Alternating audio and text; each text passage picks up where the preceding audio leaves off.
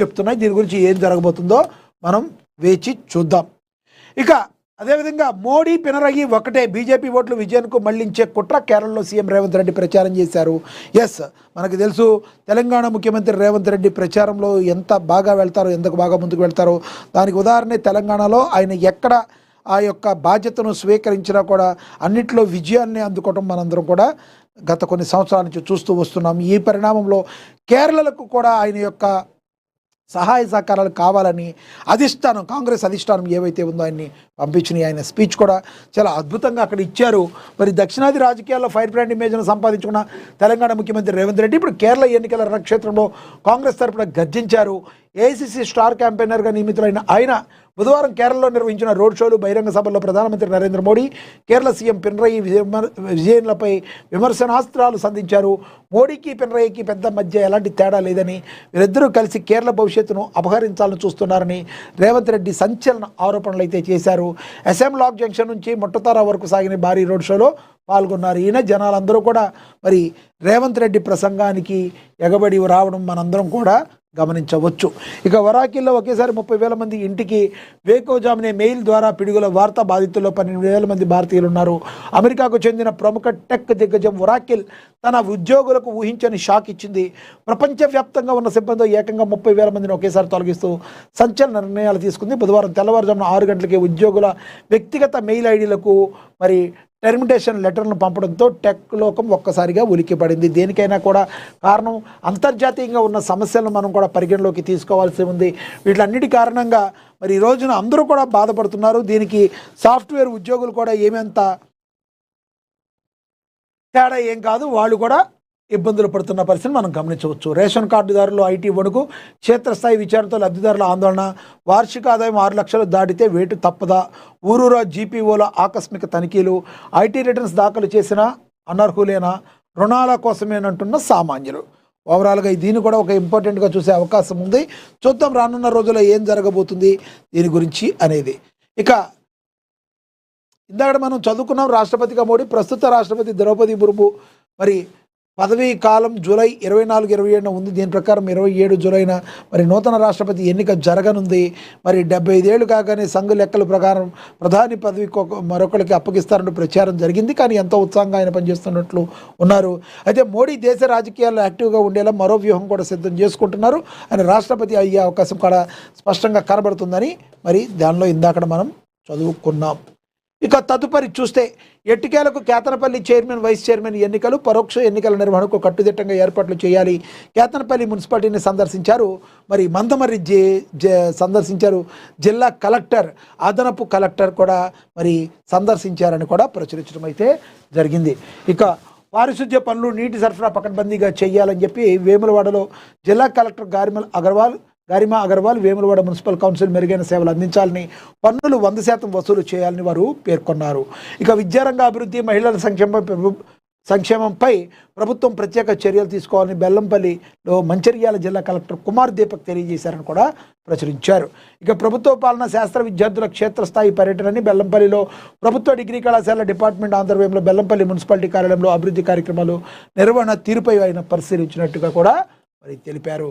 ఇక అదేవిధంగా వేసవి తాపాన్ని దృష్టిలో పెట్టుకుని కార్మికులకు మజ్జిగ ప్యాకెట్లు పంపిణీ చేశారు. మందమర్రిలో ఒకే రోజు 10,909 టన్నుల బొగ్గు రవాణా చారిత్రాత్మకమని మందమర్రి ఏరియా జీఎంఎన్ రాధాకృష్ణ వెల్లడి చేశారని కూడా ప్రచురించడం అయితే జరిగింది. బెల్లంపల్లి ప్రభుత్వ డిగ్రీ కళాశాలలో BA ఆనర్స్ కోర్సు, డిగ్రీలో ఒకే సబ్జెక్ట్ను స్పెషలైజేషన్గా 3 ఏళ్ల పాటు చదివితే అద్భుత అవకాశం ఉందని, ఇన్కమ్ సర్టిఫికేట్ ఉన్న వారికి ఉచితంగా అడ్మిషన్ రానున్న 2026-27 విద్యా సంవత్సరం నుంచే ప్రారంభం అవుతుందని తెలంగాణ మల్టీ జోన్ 1లో ఈ కోర్సు గల ఏకైక కళాశాల అని చెప్పి మరి బెల్లంపల్లిలో మరి ఇది ఉందని తెలియజేశారు. ఇక బోర్గం పహాడ్ గ్రామ అభివృద్ధి వేగం, ఎమ్మెల్యే పాయం ప్రత్యేక చొరవ చూపిస్తున్నారని కూడా ప్రచురించడం అయితే జరిగింది. ఇక తదుపరి చూసుకుంటే అమరావతికి ఆమోదం అపూర్వ ఘట్టం. మనందరం ఇందా నుంచి చదువుకున్నాం. రైతులు స్వచ్ఛందంగా భాగస్వామ్యం ఒక అపూర్వ ఘట్టమని 1631 రోజుల వ్యధాభరిత పోరాటమని, చట్టబద్ధత ఎందుకు అంత కీలకమని, అన్నదాతల శ్రేయస్సు ప్రథమ కర్తవ్యమని పార్లమెంటు వేదికగా రాజకీయ వాస్తవాలను కూడా మరి ప్రచురించారు. ఈరోజు లోక్సభలో అమరావతికి దక్కిన ఈ చట్టబద్ధత ఒక చారిత్రాత్మక ఆర్థిక అవసరం. ఈ బిల్లు రేపు రాజ్యసభలో కూడా ఆమోదం పొందిన తర్వాత కేంద్ర కేబినెట్ ద్వారా అధికారిక ప్రక్రియ పూర్తవుతుంది. 2014 పునర్వ్యవస్థీకరణ చట్టంలో అమరావతిని స్పష్టంగా పొందుపరచడం ద్వారా కేంద్ర ప్రభుత్వం ఒక బలమైన రక్షణ కవచాన్ని ఏర్పాటు చేస్తుంది. గత ప్రభుత్వ అనుబంధాల దృష్ట్యా పెట్టుబడిదారులు, ప్రపంచ బ్యాంకు లాంటి అంతర్జాతీయ సంస్థలు అమరావతిలో పెట్టుబడులు పెట్టడానికి ఒక స్పష్టమైన భరోసాను కోరుకున్నాయి. స్థానిక శాసనసభ సభ ద్వారా ఏ క్షణంలోనైనా నిర్ణయాలు మార్చేయొచ్చన్న భయాన్ని తొలగించడం అత్యవసరం. హైకోర్టు కూడా రాజధానిని మార్చే అధికారం కేవలం పార్లమెంటుకు మాత్రమే ఉందని స్పష్టం చేసిన నేపథ్యంలో ఈ బిల్లు అమరావతి భవిష్యత్తుకు శాశ్వత భద్రతను ఇస్తుంది. ఇంకెవరూ ఎన్నటికీ రాజధానిని కదల్చలేని విధంగా ఈ చట్టం ఒక సర్టనిటీని తీసుకువచ్చింది. పార్లమెంటు వేదికగా రాజకీయ వాస్తవాలు, మరి అన్నదాతల శ్రేయస్సు ప్రథమ కర్తవ్యం అని చెప్పి అమరావతి రాజధానిగా మరి ఏపీకి కన్ఫర్మ్ అయిపోయింది. దానికి చట్టబద్ధత కూడా వచ్చింది. ఇక మీ పిల్లలు కూడా ఇలానే భోజనం పెడతారా? పాఠశాలల సిబ్బంది తీరుపై భద్రాద్రి కొత్తగూడెంలో కలెక్టర్ అంకిత్ తీవ్ర ఆగ్రహాన్ని వ్యక్తం చేశారు. ఇక గ్రామ సభలను విజయవంతం చేయండి అని చెప్పి ఎంపీడీఓ తాళ్ళూరి రవి మరి తెలియజేశారు జూలూరుపాడులో. ఇక బోర్గంపాడులో భారతీ భవన్లో మరి ఆవాస వార్షికోత్సవం ఘనంగా నిర్వహించారని కూడా ప్రచురించడం అయితే జరిగింది. ఇక కారేపల్లిలో కార్మికుల నిరసన తెలియజేశారని కూడా తెలిపారు. మరి దేశానికి సంపద సృష్టించి కోట్లాది మంది ఆకలి తెచ్చే మానవాళికి కావాల్సిన సరుకులను ఉత్పత్తి చేసే కష్టజీవుల పట్ల మోడీ ప్రభుత్వం నిరంకుశత్వంగా ఉందని చెప్పి వీళ్ళందరూ కూడా అక్కడ ఉద్యమం చేయడం అయితే జరిగింది. ఇక ఎయిర్టెల్ సెల్ టవర్ నిర్మాణంపై గ్రామస్తులు, బోర్గంపాడు గ్రామస్తులు తీవ్ర అభ్యంతరాన్ని వ్యక్తం చేశారని ప్రచురించారు. ఇక రైస్ మిల్లర్స్ అసోసియేషన్ ఉపాధ్యక్షుడిగా వెంకటరెడ్డి మణుగూరులో రెడ్డి సంక్షేమ సమైక్య ఆధ్వర్యంలో సన్మానం జరిగింది. ఇక బోర్గంపాడులో ప్రజాపాలన ప్రగతి ప్రణాళికలో భాగంగా గ్రామాన సభలు జరిగాయని ప్రచురించారు.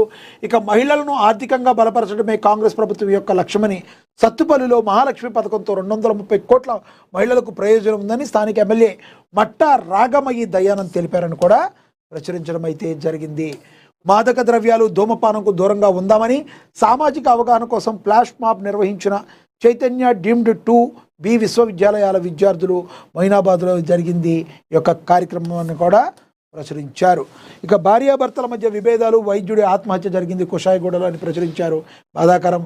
ఇక యాదగిరిగుట్టలో బీర్లా ఐలయ్య చిత్రపటానికి పాలాభిషేకం చేశారు. దీని గురించి కూడా మరి ప్రచురించారు. ఇక ఆలేరులో చికెన్ షాపులు బంద్. మరి ఆలేరే కాదు, తెలంగాణ వ్యాప్తంగా కూడా చికెన్ షాపులు అందరూ కూడా ఓన్గా బంద్ చేశారు. ఎందుకంటే చికెన్ షాపులు, పౌల్ట్రీ పరిశ్రమలు ఏవైతే ఉన్నాయో రిటైల్ వ్యాపారులకు మార్జిన్ కంప్లీట్గా తగ్గించేసినాయి. దీంతో మా కుటుంబ పోషణ చాలా దారుణంగా ఉంది, దయచేసి మా గురించి ఆలోచించాలని చికెన్ షాప్ రిటైల్ వ్యాపారులు ఈ బంద్కు స్వచ్ఛందంగా పిలుపునిచ్చారు. రకంగానే మరి ఆలేరులో కూడా చికెన్ షాపులు బంద్ అయ్యాయని కూడా ప్రచురించారు. ఇక జిల్లా కోర్టు అభివృద్ధికి కృషి చేస్తారని నూతన బార్ అధ్యక్షులు భువనగిరిలో మరి విద్యాసాగర్ తెలపడం జరిగింది. ఇక ఏఎన్ఎన్ అవార్డ్స్ ఇవ్వబోతున్నారు. దాని గురించి కూడా యాడ్ కూడా ఇవ్వటం అయితే జరిగింది. ఇక సినిమాకు సంబంధించి వస్తే Nayanthara original pan India star అని కూడా ప్రచురించారు. ఎందుకంటే మనకు తెలుసు లేడీ అమితాబ్గా కూడా పేరు తెచ్చుకున్నారు. మరి విజయశాంతి తర్వాత అంతటి పేరు తెచ్చుకున్న వాళ్ళు నయనతార ఒకళ్ళు. పాన్ ఇండియా హీరోయిన్ అనే ట్యాగ్కి నిజమైన అర్హత సాధించిన నటి నయనతార ఒక్కో భాషలో ఒక్కో సినిమా చేస్తూ 5 భాషల్లో ఒకేసారి సినిమాలు చేస్తూ తనకంటూ ప్రత్యేక గుర్తింపు తెచ్చుకున్నారు. ప్రస్తుతం నయనతార తెలుగులో ఒక సినిమా షూటింగ్ దశలో ఉంది. మలయాళంలో 2 సినిమాలు సెట్స్పై కొనసాగుతున్నాయి. తమిళంలో 2 సినిమాలు రెడీ అయ్యాయి. మరో సినిమా షూటింగ్లో ఉన్నది. కన్నడలో ఆమె నటించిన టాక్సిక్ అనే సినిమా రిలీజ్కు సిద్ధంగా ఉంది. ఒక హిందీ, బాలీవుడ్లో సల్మాన్ ఖాన్ సరసన నటించేందుకు సైన్ చేసింది. ఇంతకుముందు షారుఖ్ ఖాన్తో కలిసి జవాన్ చిత్రంలో